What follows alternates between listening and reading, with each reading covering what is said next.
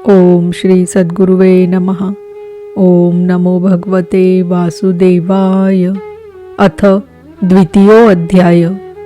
यमुना और श्री कृष्ण पत्नियों का संवाद। कीर्तनोत्सव में उद्धव जी का प्रकट होना। ऋषियों ने पूछा, सूत जी, अब यह बतलाइए कि परीक्षित और वज्रनाभ को इस प्रकार आदेश देकर जब शांडिल्य मुनि अपने आश्रम को लौट गए, तब उन दोनों राजाओं ने कैसे कैसे और कौन कौन सा काम किया। सूत जी कहने लगे, तदनंतर महाराज परीक्षित ने इंद्रप्रस्थ से हजारों बड़े बड़े सेठों को बुलवाकर मथुरा में रहने की जगह दी। इनके अतिरिक्त सम्राट परीक्षित ने मथुरा मंडल के ब्राह्मणों तथा प्राचीन वानरों को, जो भगवान के बड़े ही प्रेमी थे, बुलवाया और उन्हें आदर के योग्य समझकर मथुरा नगरी में बसाया। इस प्रकार राजा परीक्षित की सहायता और महर्षि शांडिल्य की कृपा से वज्रनाभ ने क्रमशः उन सभी स्थानों की खोज की जहाँ भगवान श्री कृष्ण अपने प्रेमी गोप गोपियों के साथ नाना प्रकार की लीलाएं करते थे। लीला स्थानों का ठीक ठीक निश्चय हो जाने पर उन्होंने वहाँ की लीला के अनुसार उस स्थान का नामकरण किया, भगवान के लीला विग्रहों की स्थापना की तथा उन स्थानों पर अनेकों गांव बसाए। स्थान स्थान पर भगवान के नाम से कुंड और कुएं खुदवाए, कुंज और बगीचे लगवाए, शिव आदि देवताओं की स्थापना की। गोविंद देव, हरिदेव आदि नामों से भगवत विग्रह स्थापित किए। इन सब शुभ कर्मों के द्वारा वज्रनाभ ने अपने राज्य में सब और एकमात्र श्री कृष्ण भक्ति का प्रचार किया और बड़े ही आनंदित हुए। उनके प्रजाजनों को भी बड़ा आनंद था।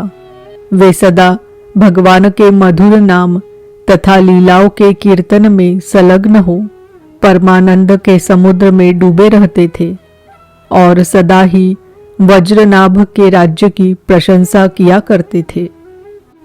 एक दिन भगवान श्री कृष्ण की विरह वेदना से व्याकुल 16,000 रानियां अपने प्रियतम पतिदेव की चतुर्थ पटरानी कालिंदी अर्थात यमुना जी को आनंदित देखकर सरल भाव से उनसे पूछने लगी।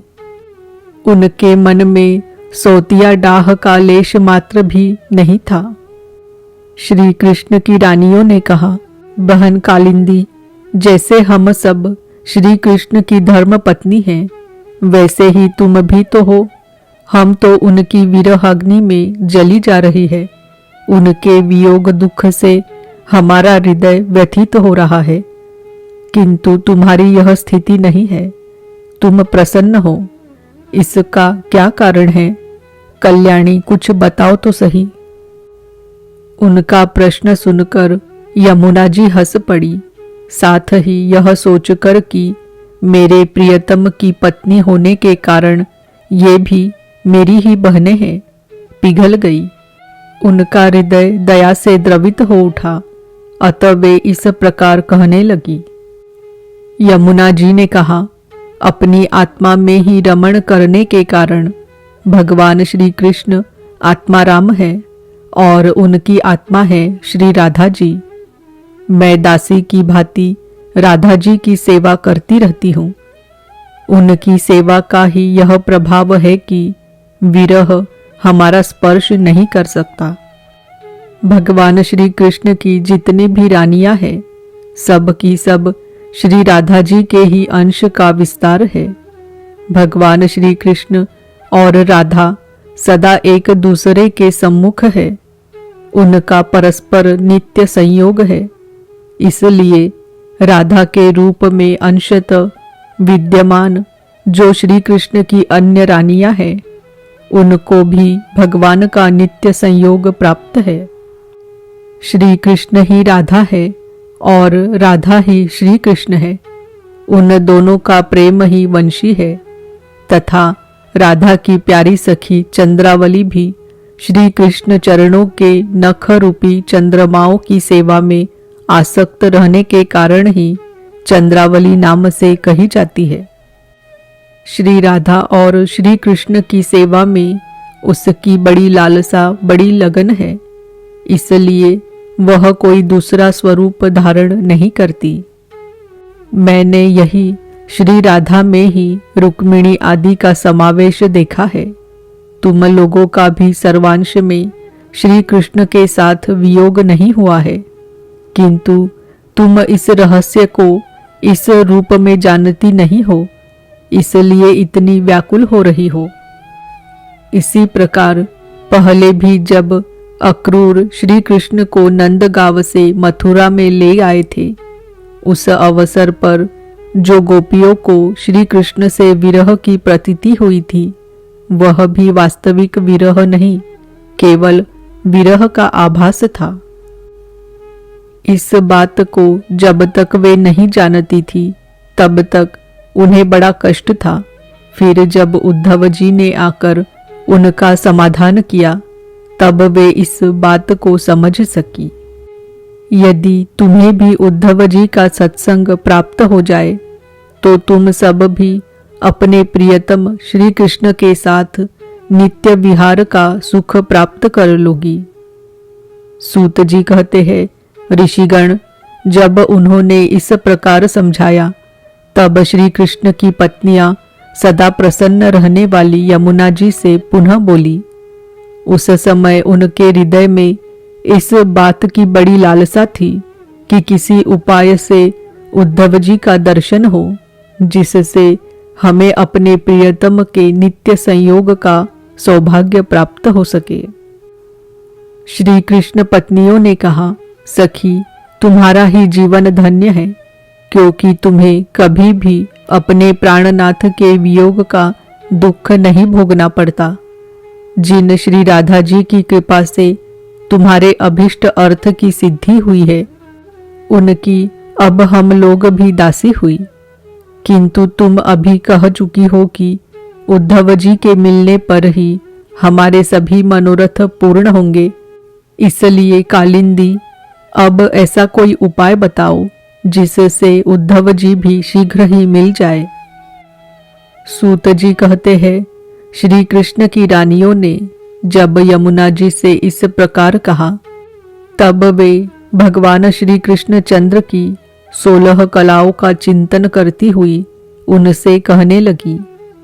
जब भगवान श्री कृष्ण अपने परम धाम को पधारने लगे, तब उन्होंने अपने मंत्री उद्धव से कहा, उद्धव, साधना करने की भूमि है बद्रिकाश्रम, अतः अपनी साधना पूर्ण करने के लिए तुम वही जाओ। भगवान की इस आज्ञा के अनुसार उद्धव जी इस समय अपने साक्षात स्वरूप से बद्रिकाश्रम में विराजमान है और वहां जाने वाले जिज्ञासु लोगों को भगवान के बताए हुए ज्ञान का उपदेश करते रहते हैं। साधन की फल रूपा भूमि है व्रज भूमि। इसे भी इसके रहस्यों सहित भगवान ने पहले ही उद्धव को दे दिया था, किंतु वह फल भूमि यहाँ से भगवान के अंतर्धान होने के साथ ही स्थूल दृष्टि से परे जा चुकी है। इसीलिए इस समय यहाँ उद्धव प्रत्यक्ष दिखाई नहीं पड़ते। फिर भी एक स्थान है जहाँ उद्धव जी का दर्शन हो सकता है। गोवर्धन पर्वत के निकट भगवान की लीला सहचरी गोपियों की विहार स्थली है। वहां की लता, अंकुर और बेलों के रूप में अवश्य ही उद्धव जी वहां निवास करते हैं। लताओं के रूप में उनके रहने का यही उद्देश्य है कि भगवान की प्रियतमा गोपियों की चरण रज उन पर पड़ती रहे। उद्धव जी के संबंध में एक निश्चित बात यह भी है कि उन्हें भगवान ने अपना उत्सव स्वरूप प्रदान किया है। भगवान का उत्सव उद्धव जी का अंग है, वे उससे अलग नहीं रह सकते। इसलिए अब तुम लोग वज्रनाभ को साथ लेकर वहां जाओ और कुसुम सरोवर के पास ठहरो। भगवत भक्तों की मंडली एकत्र करके वीणा, वेणु और मृदंग आदि बाजों के साथ भगवान के नाम और लीलाओं के कीर्तन, भगवत संबंधी काव्य कथाओं के श्रवण तथा भगवत गुणगान से युक्त सरस संगीतों द्वारा महान उत्सव आरंभ करो।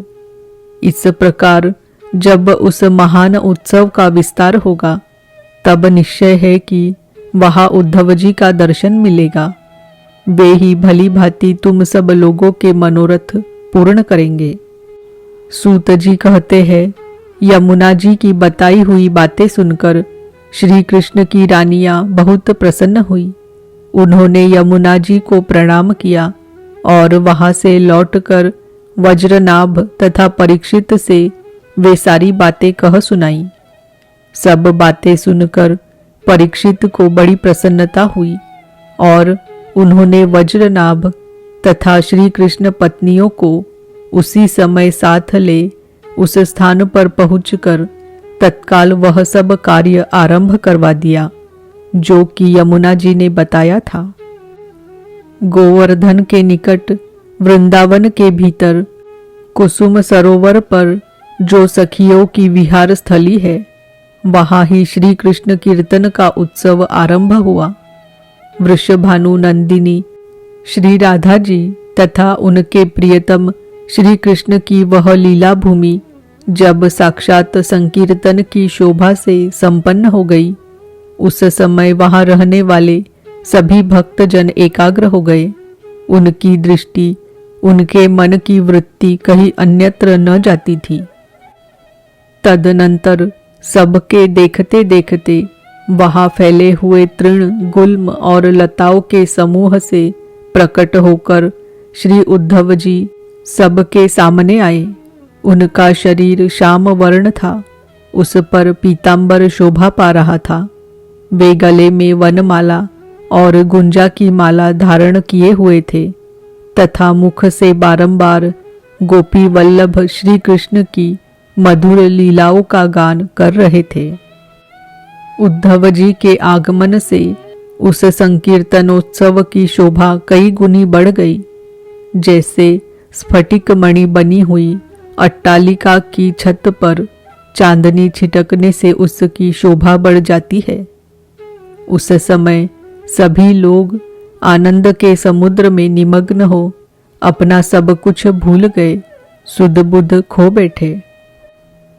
थोड़ी देर बाद जब उनकी चेतना दिव्य लोक से नीचे आई, अर्थात जब उन्हें होश हुआ, तब उद्धव जी को भगवान श्री कृष्ण के स्वरूप में उपस्थित देख अपना मनोरथ पूर्ण हो जाने के कारण प्रसन्न हो वे उनकी पूजा करने लगे। इति श्री स्कांदे महापुराण एकाशीति साहस्त्रयान संहितायां द्वितीये वैष्णव खंडे श्रीमद्भागवत महात्म्ये गोवर्धन पर्वत समीपे परीक्षिदादीनामुद्धव दर्शन वर्णनन नाम द्वितीयो अध्याय। ओम नमो भगवते वासुदेवाय। ओम नमो भगवते वासुदेवाय। ओम नमो भगवते वासुदेवाय।